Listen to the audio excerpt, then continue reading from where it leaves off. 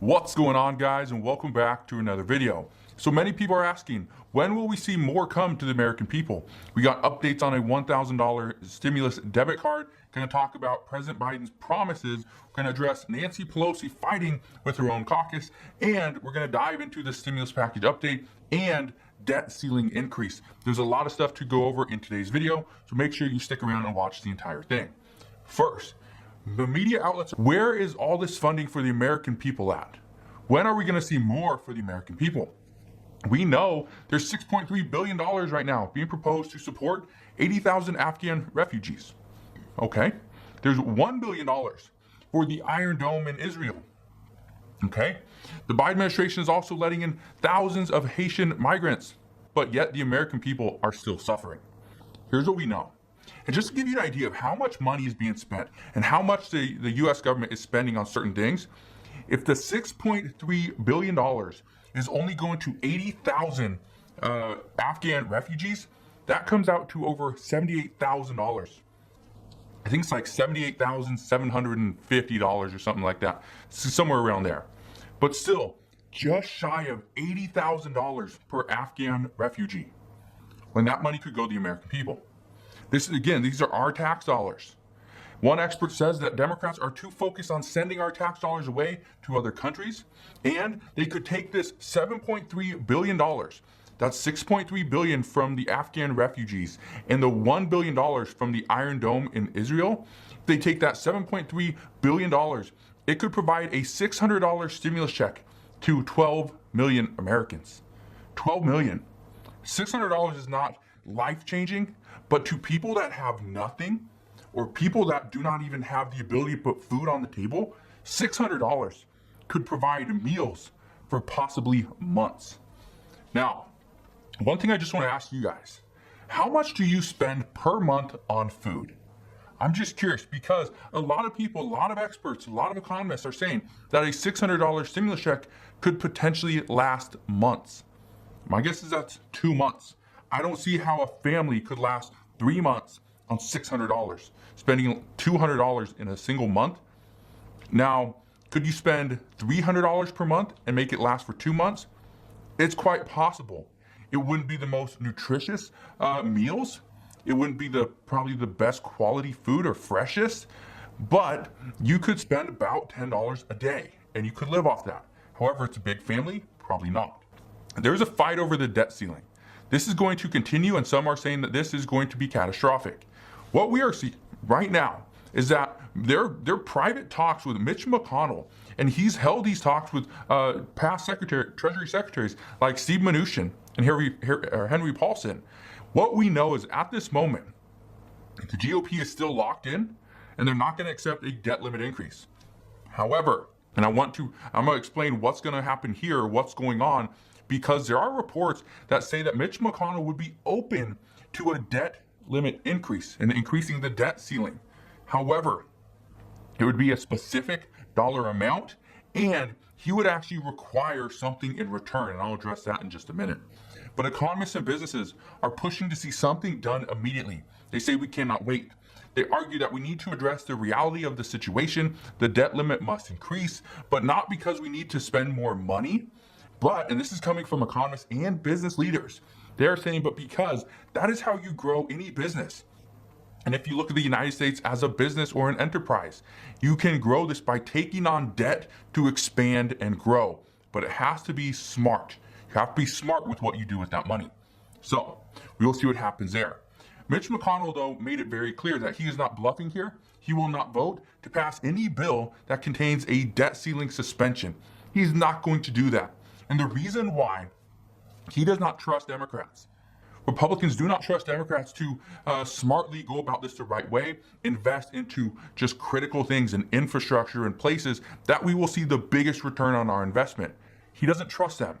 But reports indicate that he would be open to a small debt limit increase. However, it would come with a price, and that price is going to be that Democrats must pretty much whittle down their $3.5 trillion infrastructure bill and make it so that it would not cause additional inflation. If Mitch McConnell believes it would cause additional inflation, he would not support it. That is the report as of this afternoon. However, Today, Nancy Pelosi stated that everything is good, Democrats are calm, and she says everything is currently coming together. Now, I don't know if we can honestly believe this, but that is what she's saying.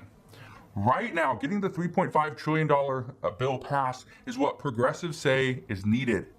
And today, 11 senators backed the U.S. Progressive Caucus and demand that the passage of the entire Biden agenda, the Build Back Better plan, happens all together and not one bill at a time. And I want to point this out. I want to point something out that you may not have picked up on recently, but recently, Democrats have changed from calling this a stimulus package or the infrastructure bill, now calling this the Build Back Better plan, Biden's entire agenda. They're not even calling this the American Families Plan anymore. The reason for that is because it's coming with a somewhat bad kind of connotation with it.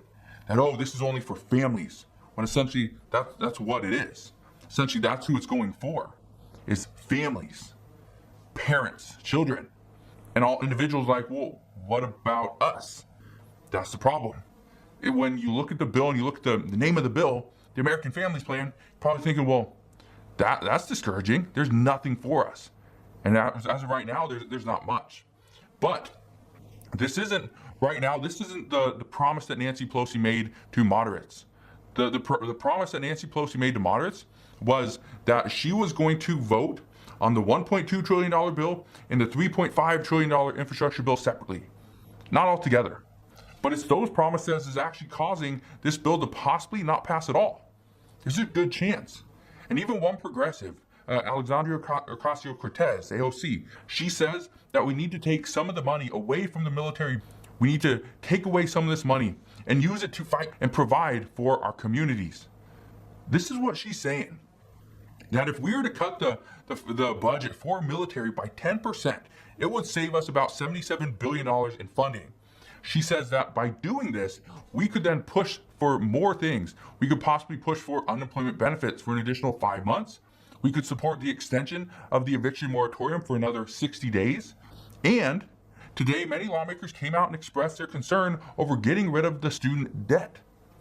Well, President Biden, he made a campaign promise. He made this promise, about a year ago, maybe a little bit longer than that. And he promised he would get rid of up to $10,000 in student debt. However, for the past 6 months, he's been waiting for a letter from Education Secretary Cardona and to try to figure out, does he have the ability, the legal right to cancel up to $50,000 in student debt? Well, for the past 6 months, he's not received an answer. And many people are upset that President Biden is not addressing the issue. He's just skipping right over it. And that could be one of the reasons why multiple reports are now indicating that President Biden's approval rating has dropped to just 42%. It's not just because of the promises, the unkept promises that President Biden made. It's not just because of the gas prices and inflation that we're seeing. It's not because of the border crisis down in Texas. It's not because of the Afghanistan issue. It's not because of all those things. It's a huge mix.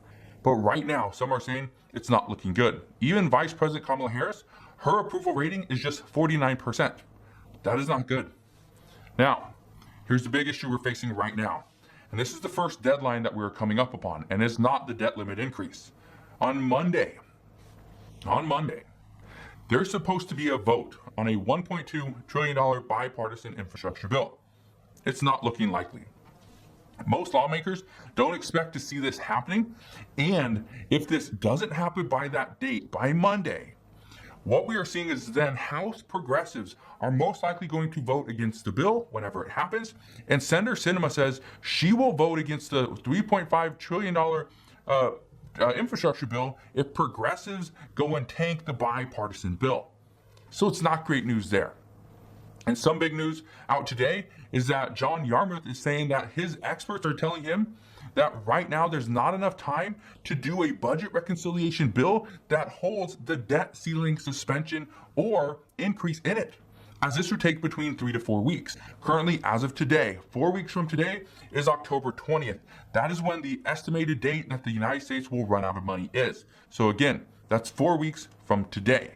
And I bring this up because if progressives are pushing for a $3.5 trillion infrastructure bill, yet Democrats only have one reconciliation card left, it's going to make it impossible, or pretty much impossible, to throw in a debt ceiling increase or suspension into the bill. It's going to make it very difficult because many people say there's not enough time. And again, if there's only one of these available, Democrats have to do both. They have to increase the debt ceiling. They have to pass this large infrastructure bill. They need to fund the U.S. government for the next year, or at least a stopgap bill. They have to do that. And today, Republicans are pretty much alluding to the fact that they're just waiting to see what Democrats are going to do. They're pretty much sitting by saying, well, we'll see what they do and then we'll act from there. Well, experts say that if Democrats let the government default on their debts, this would be the first time in history this happens to the United States. These experts are saying Republicans will have an easy win back to get the House and the Senate. And if Republicans keep all their seats and take back just 10 more seats in the Senate, they will have enough members to surpass the filibuster on every single bill. So the big news is, if this happens, if Republicans win back the House, which is projected, if they win back the Senate, which again is projected they will do, and if they can get the 10 seats back from Democrats, which is not projected as of right now, but if this happens, if the debt ceiling doesn't get increased, if we default on our debts, experts say that yes, Republicans will get more than 10 seats, which means they will have more than 60 votes, which means President Biden will be in an awkward situation because if Republicans go and pass anything in the Senate and the House, send it over to President Biden's desk, and then he has to continually veto these bills, that's going to be a political nightmare for him. Some are saying it's not looking good for Democrats. But this is why Democrats are trying to do all that they can right now to make sure that they are getting as many people to support them as they possibly can. And this, even though it's not looking great at the moment, they are trying to do different things. And there's a couple provisions in this next $3.5 trillion infrastructure bill that is very popular amongst the American people. One of those is the child tax credit extension. It's helped out millions of Americans and children get out of poverty. But if this doesn't get passed, this extension doesn't get passed, these children could be pushed right back into poverty, which is not going to help out their parents. Also, the other very popular piece of legislation is another $1,000 stimulus debit card for seniors. And I want to address this. Right now, Democrats are saying that seniors will be their ticket, so they have to provide more money and more assistance to seniors. This is also why they're trying to get the SSI benefit increased to keep it level with the federal poverty limit. If this doesn't happen, we could have issues. But this $1,000 stimulus debit card would go to all seniors. This would go to anybody making less than $75,000 as an individual or $250,000 as a couple. What I can tell you right now is the goal with this is to make sure that we can help those that are currently paying for dental work, vision care, and hearing. But experts are currently saying this is a great way to get seniors back on your side when you have provided so little to them over the past year. Let me just ask you one question. Do you agree that seniors have been overlooked in this past year? If you do, give me your answer down in the comment section below. But again, that's what we know right now. There's a lot of stuff going on, but as always, as I know more, I promise I will fill you in on all the latest news and updates. Again, thank you guys for watching. Have a wonderful rest of your day. Consider subscribing, and I'll see you guys on the next one.